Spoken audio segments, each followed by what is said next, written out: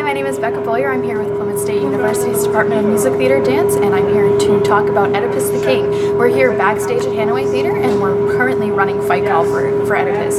So we're going to take a little bit of a sneak peek. Let's go! So a cue to cue process is we go from one cue in the show to the next, and we skip whatever lines are in between. So we'll start a few lines before the cue happens. We'll run the show like it's full out. When we get to the cue, I'll take the cue, we'll watch the transition happen. Once we're a few lines after the cue, we'll hold, and then we'll jump to wherever the next cue is and start that same process over and over again.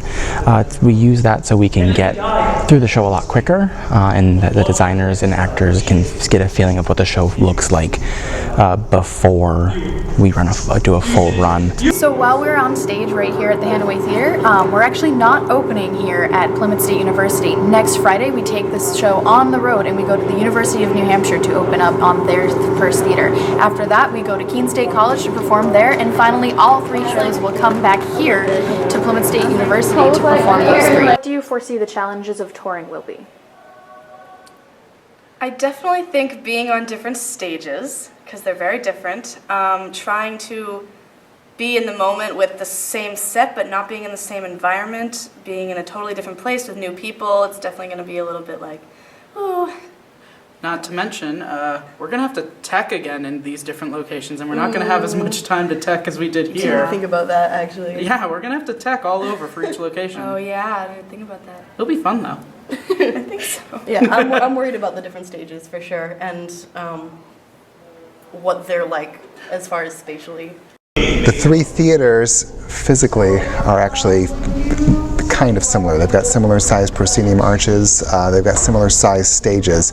Each one's got a very different rake of their house though, which means that what you see from the house varies a little bit. So scenically I had to think a little bit about how to fit the same set into each space. Much more difficult has been coming up with a lighting design that's going to work for each space, because they're all very, very different in their hanging positions.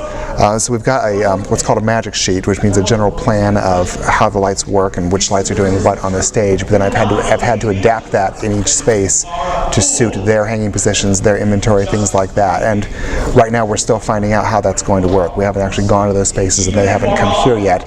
I suspect it's going to work pretty well, but it can sometimes make the lighting design feel almost a little bit blunt, where you're using things that are sort of general purpose rather than specifically what you would actually like to do. For example, in this space, I'm not really able to add lots of extra lights like I might normally do. You know, oh, gee, I'd like to add an extra light here for this particular moment, and I have to stop myself and go, yeah, well, I'm not going to have that light available when I go to the other spaces, so I'm not going to add it here. And I've got to just kind of stick with the plan here and figure out, and just be clever and be innovative with what we've got.